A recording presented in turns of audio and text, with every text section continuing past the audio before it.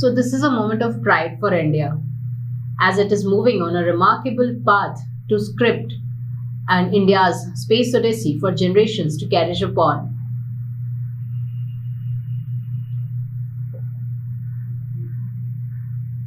Here we go. Hello everyone. Welcome to Chanakya IAS Academy Patna. We have added a new section to our Cyclopedic module about Chandrayaan 3 mission, which was launched recently from Sriharikota, Andhra Pradesh. As you know, we deal with the topics of environment, science and technology in this Cyclopedic module. And today we are going to talk about Chandrayaan 3 mission.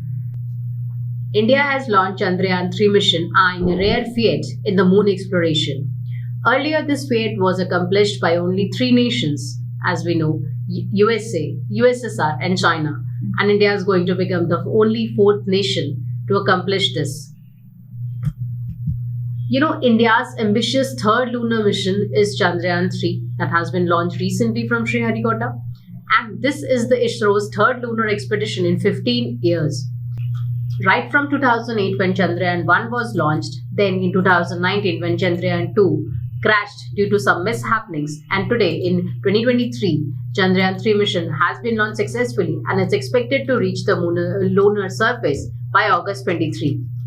We know it is India's first world mission to make a soft landing on the moon's southern pole, and that is the sole purpose of Chandrayaan 3. Okay, so before we start and get into the details of this Chandrayaan 3 mission, let us first know what this Chandrayaan mission was all about. As we know, it is an indigenous project of Isro, and there is a series of missions that has been taken over in this as a sub-part of this very mission. So, Chandrayaan is India's lunar exploration program. It consists of a series of robotic missions. Robotic missions, that is Chandrayaan 1, Chandrayaan 2 and Chandrayaan 3, which consist of some technical instruments and like the lander and the rover or the propulsion module that we have used in this very project to explore and make observations from the lunar surface. Okay, and the sole purpose is here to collect resources, know about the resources, make observations, do scientific experiments on the moon. Okay, now as I have mentioned earlier, this has put India in the elite coveted league, okay, after USA, Russia and China to make a successful landing on the moon. This was not attained by Chandrayaan 2 mission earlier in 2019, but Chandrayaan 3 mission is expected to achieve this feat.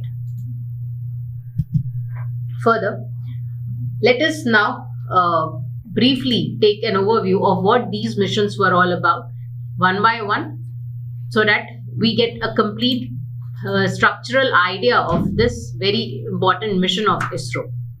So, let us start with Chandrayaan 1 mission. As we know, it was launched in 2008. It is India's first lunar mission, and very important, crucial observation from this mission was that we have discovered water molecules in substantial amount from the lunar surface in this very mission, and it was also acknowledged by NASA. This very mission has ISRO's orbiter and impactor.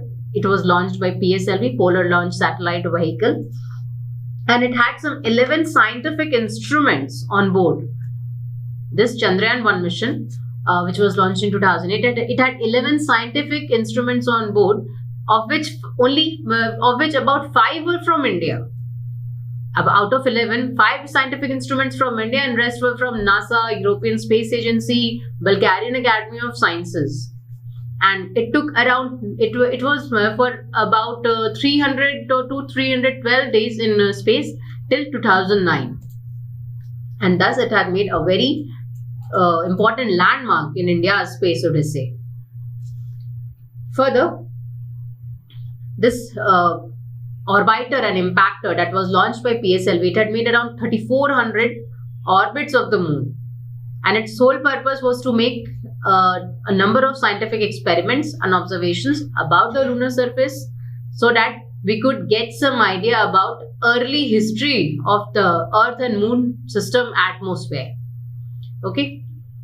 Now, Chandrayaan 2 mission, which was launched in July 2019, it was to revolve, to orbit the moon for making some expanded observations as a follow-up of Chandrayaan 1 mission.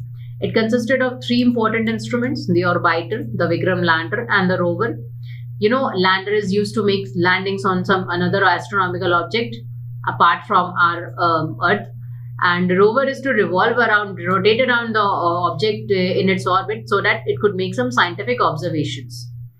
Okay, again, this was India's first to attempt a soft landing near the South Pole region of the moon. South Pole region of the moon. It was launched by geosynchronous satellite launch vehicle Mark III, which was a very important vehicle of Isro at that time. And what was its aim or purpose? To land the Vikram lander on the lunar surface and deploy the Pragyan rover. So its sole purpose was to land the Vikram lander and deploy the Pragyan rover, apart from making observations and doing scientific experiments about the exosphere of the moon, the outer atmosphere of the moon. This was an expanded mission of this particular project.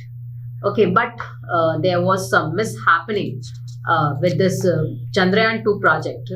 What happened actually, that the lander, Vikram lander, that crashed into the lunar surface. This Vikram lander crashed onto the lunar surface just some kilometers, 3-4 kilometers away from the moon, due to some braking issues. It crashed due to some braking issues, according to an internal committee that gave its report to by Isro's telemetry tracking and command center. They said that there was a fine braking phase that led some kind of brake issues, and the lander could not make a smooth landing on the lunar surface. So that was a black spot, a kind of failure on India's indigenous space missions. And this failure gave impetus to us so that we could take another attempt, make our dreams fulfill about landing on the lunar surface, and take observations, expand our horizon about our knowledge about the lunar surface. So with this failure, we transition into another project, the Chandrayaan 3 mission, which has been launched recently. Now let us have a brief overview about what Chandrayaan 3 mission will do and what is there that is making it special, so that the entire world has its eye on India's Chandrayaan 3 mission. Now, Chandrayaan 3 is India's third moon mission, and it is a follow-up of Chandrayaan 2 from 2019 failure. After 2019 failure, again, our aim was to land the rover, the Vikram rover on the lunar South Pole, so that it could make observations about it. And there was, after this failure, we have tried to accommodate some new things, technologies, software, hardware, and many more things, so that we tackle the obstacles, the failures that have led crashing of Chandrayaan 2 mission, so that this mission doesn't stop at all, even if some kind of disturbances, obstacles, failures, or malfunctionings happen. So this mission has 3 major modules: the propulsion module, the lander module, and the rover module. From earlier missions, we know the lander is meant to have the capability to soft land and deploy the rover. Let us first know what a lander and rover is actually. A lander is a kind of shell structure, a pyramidal, a tetrahedron shell structure in which the rover is placed protectively, and it has petals outside it. It has petals outside it that opens and deploy the rover onto the astronomical object or the surface. Like here, we have to deploy the rover on lunar surface. So this is a kind of petal or shell structure that has petals over it, that makes it that opens up and deploys the rover. Okay.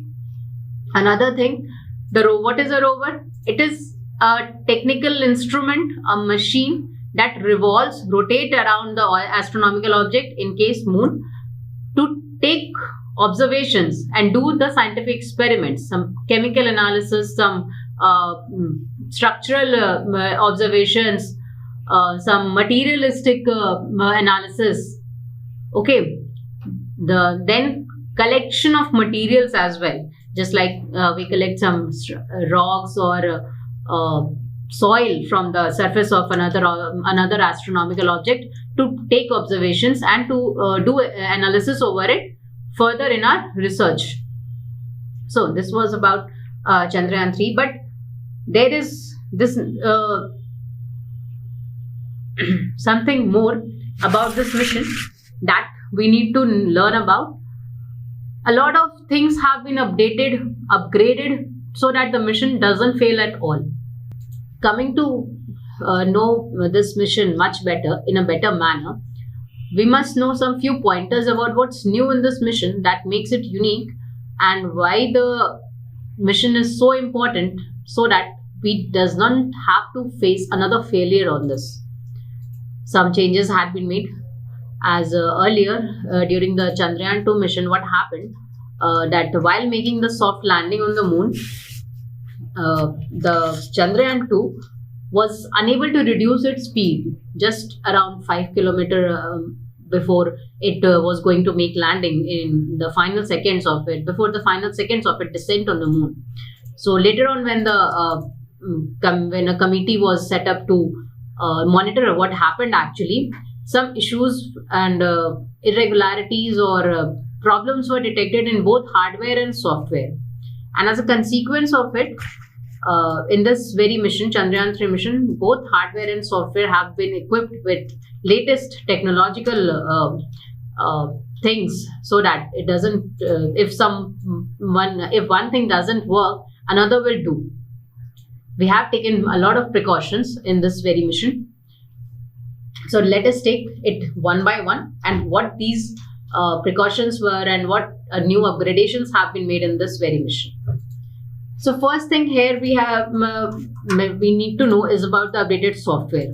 It has a hazard detection system, an avoidance camera, navigation and guidance software has been upgraded, and multiple layers of redundancies have been made in this upgradation of software.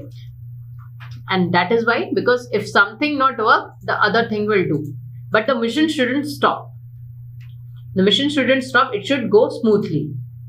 Then some more instruments have been added, just like the laser Doppler velocimeter that is supposed to calculate the laser beams to the lunar surface and tackle the problem of speed of the Vikram rover and Vikram lander, so that it doesn't stop in between or doesn't get obstructed with something. Its speed is calculated, its speed is tentative, and it makes a smooth and soft landing on the south pole region of the lunar surface. Then another pointer here is that sun on all its faces. What does it mean? Earlier in Chandrayaan 2, we had only two solar petals on the Chandrayaan 2 lander, but this time the lander has 4 petals on all its sides, which are supposed to be solar powered. So at any moment, even if the direction of the landing changes, even if the location changes, the lander is supposed to have or access the solar power at any time and doesn't get out of fuel. It is going to get this power all the time in any manner from either of its side, so that its landing is made smooth. Suppose even if it goes in a wrong direction, or take another path as if needed. So sun is the crucial power supply here in this very mission. Another thing is about bigger fuel tank. This was expanded from Chandrayaan 2 mission, and ensure that if the lander is supposed to make some other landings, it doesn't stop, or it has enough fuel to sustain the distance of the landing. Multiple stress test. Of course, we are very precautionary here. We have taken a lot of observations and tried to prepare our lander in each and every way possible. Multiple stress tests and experiments have been conducted before, just like it has been, even we have tried to drop the lander from a helicopter and ensure that it makes a smooth landing. Okay, so what's next? This is an overall comparison or a series of our robotic mission for moon exploration in a tabular format. You can take pointers or make notes from here. We have the launch year of all the 3 missions.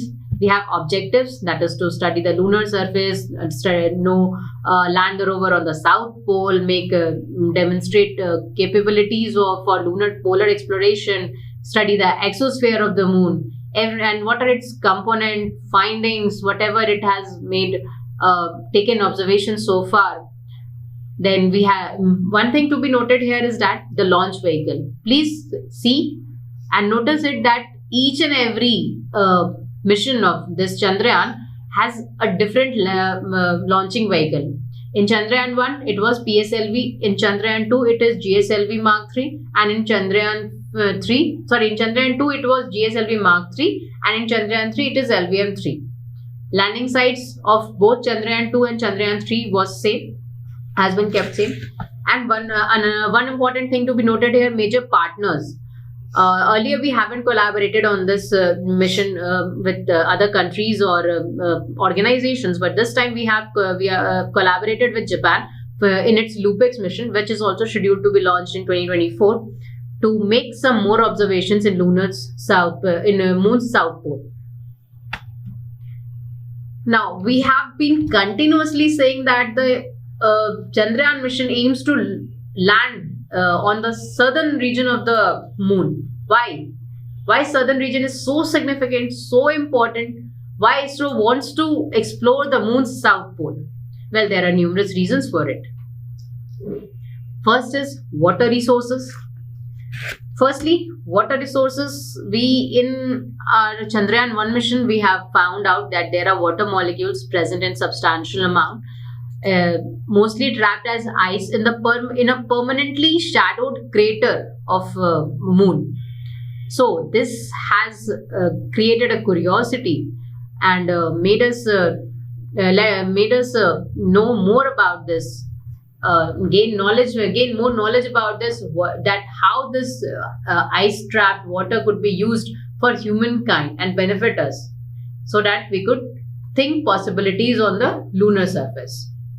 Another important thing is scientific discoveries. Of course, the extreme environment and presence of permanently shadowed regions of the moon have provided us with the preserved records of Earth and Moon history. The extreme environment and presence of this shadowed regions in the South Pole region has provided us with the records of Earth and Moon history. So why the scientists would like to explore, so that they get a clue about the Earth's history, as it is believed that the moon was formed due to a giant impact between a Mars-like object and the Earth. So to understand that conditions, that environment, that possibilities of how the moon have been formed and what inputs it had, what materials it has, we need to know about this through the soil or the things that are there on the on the lunar surface, so that we could learn what conditions existed during this formation for solar system that could benefit the humankind. The more we know about it, the more we could explore, the more we could gain knowledge about it, the more we could make human life better with these analysis, researches and experiments. Okay, that is the sole purpose of science. Now, another important thing here is global collaborations. ISRO and NASA have successfully acknowledged that we have found water molecules on the surface of the moon. And this time we are collaborating with Japan in the LUPEX mission. Okay, so another point here is about technological advancements. We have made a lot of upgradations in the software and the hardware. We have added more instruments like velocimeter. We have upgraded the navigation and guidance software. We have tried to make the observations and in situ chemical analysis about the material on the moon.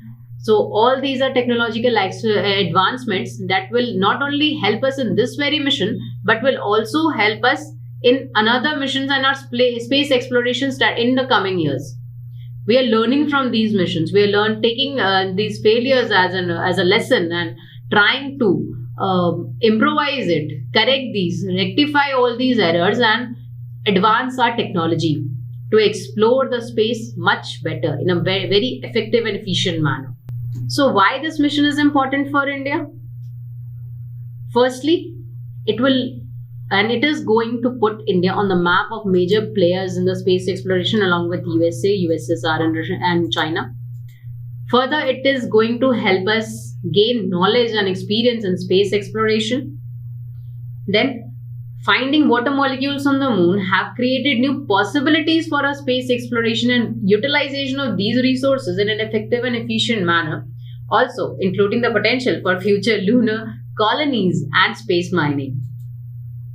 One important thing here is that from the perspective of our education system, that it will inspire the young minds to take up the STEM fields, science, technology, engineering and mathematics field, so that we could ripen a demographic dividend in a very scientific and analytical manner.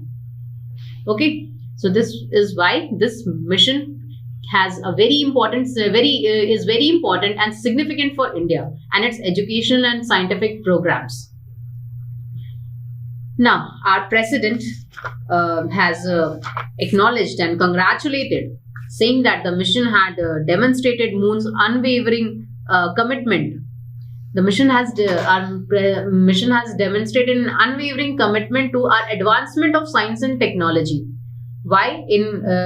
Because it has demonstrated the country's capabilities in space exploration, and we have unveiled new opportunities and possibilities in our future prospects of this research and development in space mining, in lunar mining, in as another astronomical objects. We have learned a lot of lessons from our failures of Chandrayaan 2 mission, and we have tried to accommodate and improvise this very mission. And this growth has given impetus to advancements in our technologies and try to make India a future of research and development in space exploration, and not only at national but international forum as well. So this was all about our prestigious Chandrayaan 3 mission that has made every Indian proud, and we are eagerly waiting for August 23 to see if we have succeeded or not, and hope so we succeed in this very mission and make India proud at international fora. So this was all about today's Cyclopedic module. Hope you have liked it. Anything more you would like to know about in science, technology and environment section, please let us know so that we could make a video for you and help you standardize this core subjects preparations in this very segment of ours. Thank you.